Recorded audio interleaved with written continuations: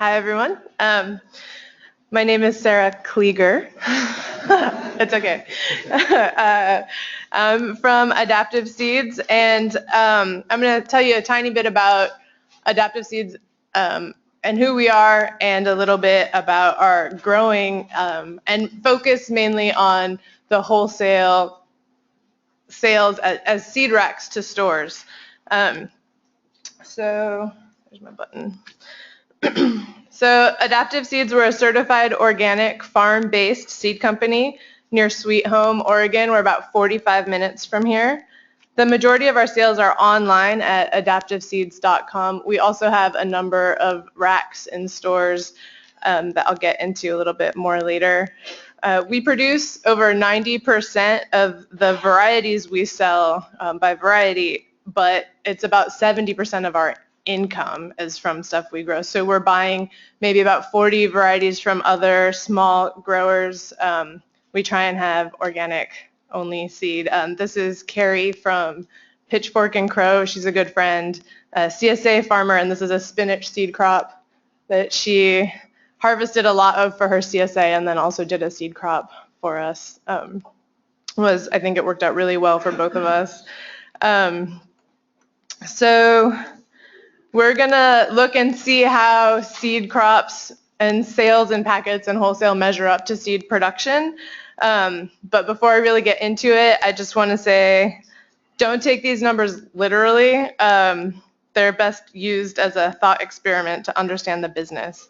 So we don't grow chicken seeds, but I have a couple of spreadsheets, and I wasn't going to spend a whole lot of time talking or looking at them right now because I thought they were going to be in the proceedings, but they didn't make it. So I did print a small number of copies. There's 20 copies up here. So at the end, whoever races down can get those precious pieces of paper. But also, if you want to spend more time looking at these later, you can email to questions@adaptiveseeds.com, and I'll send you digital copies of them. So first, we're looking at the crop production side of things. So in 2015, I tracked 6 crops really well. So they're in the first column there. And on our farm, our overhead expenses up to bed prep, it comes out to about $1 per bed foot expense just to get like a finished, beautiful bed. And so that second column there is both the bed rent, is what I call it, and also then talks about is the amount of bed feet. So for example, with that hot pepper, it was 50 feet of space. And then the third column is the vegetable and production expense. So that's like growing the crop, sowing, weeding, etc., and irrigating. Then the following column is the seed-specific labor. So I'm looking at harvest as separate from the veg production side, threshing, winnow, drying, all of our seed processing steps, and rating both of those labor types at $15 an hour. So then the following column is all of the production expenses. Then the next column is the seed yield times a bulk wholesale price, which is, not necessarily exactly a price, but it's a good representation. And the last column is then what that seed would be worth at a bulk price, then subtracting all of my expenses. And so you can see there's quite a variability there, from $38 for the scorzonera, which is just a tiny little 20-foot section in our backyard, to the sweetmeat squash, which is almost $1,700. But it was quite a bit more bed feet. So we're going to look at a couple of these more closely with the help of some of my friends. This is Larry on the left.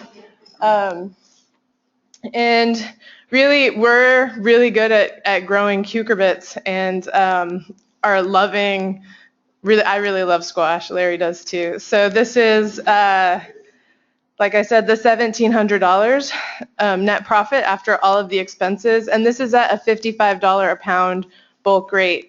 Super profitable on this level. We're going to look at this again in retail packets, but just remember that this is like after we're paying me to do all this work, a great crop on this level. Another one we're just going to look at a little bit more closely is the snap bean. I really love growing beans. They're a fun crop for me. And so this Robert's Royalty Bush snap bean, basically a much lower price. It's $11 a pound is the wholesale price. Comes out to about 243 bucks. It's more bed feet, it's more work, a lot lower profitability, but at this section, and we'll see what that does in the packet size in a minute. So this is maybe a little bit going over what Dan just talked about, but we're now going to get to the bottom of the packet business. As he mentioned, and as Sebastian also mentioned, it takes a lot more thinking and planning to really know what you're doing. This is Andrew working on our crop plan. This isn't any of the seed marketing plan, and he's a little bit lost in maps with that one. We grow about 300 seed crops per year, so it's a bit maddening. I'm going to take Sebastian's advice and try and whittle that down. I've been trying to whittle that down. And so with all of that, you can see what you're up against. And I have to say that with the seed retail business, this is about an accurate depiction. We grow some grains. This is our combine out in the field, and it can be quite daunting to get the retail sales up to a successful business level. There's a lot of additional expenses. This is James, and he's showing off our germ tests. We don't do them this way anymore. We outsource all of our germ tests because we can't really provide the right environment with cats all over the place. So in 2015, not just germination testing, but now we're doing some disease testing. We spent about $7,000 on seed tests. It's a really huge expense for us. You also have to think about storage, not just the space that you're going to do the work, but where's the seed going to live. There's a certain amount of spoilage that happens, so you produce seed that you're hoping is going to last for a couple years, and then disaster strikes and mice get in, even despite all of the hardworking cats on your farm. Space again. So we're quite limited for having inventory in stock, and we've got a couple of these shelves, but it's an additional thing to think about. And then there's, for wholesale, the physical racks, which also add stuff. And as Dan mentioned before, the appearance of your seed pack are functional and not flashy. And there are some retail businesses that inquire with us about a seed rack and then see our packets and they say, oh, thanks, but no thanks. And that's fine with us. So the second spreadsheet then is looking at, with those same crops, looking at expenses and potential profitability of wholesale packet sales versus retail. And in the top you can see that our fixed overhead per packet is $1.22. It's pretty high. A lot of that is labor. We have one amazing employee, and well, now there's three, but there's one that's really amazing. And that contributes to it, but in addition to some of those other things that I also mentioned, we've also got quite high fees for running the web store. PayPal is a lot. We spent about $12,000 in postage last year. And that's not a fixed rate, that's in one of the variable retail costs. So if you look on the darker gray section, in the center column of that, there's the overhead fixed costs of $1.22 per packet, plus the variable retail sales cost. That dollar is mostly postage and credit card processing fees and shipping materials. So, but the wholesale variable cost is quite a bit lower. It's just like getting some stuff for a rack and printing photos. So again, Larry modeling the sweetmeat squash, which was really quite profitable for us on the farm production side of things. If we look at the income for the wholesale slide, that's not income actually. right? It's a negative number. So this number is looking at what is the seed cost at our at the $55 a pound. We have an 8-gram packet as our smallest packet size, so it's 97 cents per packet seed cost. It's pretty high. And then at a wholesale rate, we sell our seeds for 60% of their retail price. So when you're adding all of those overhead costs and the seed cost, then that's why we're losing 6 cents. And I think it's time for us to re-examine our packet size there.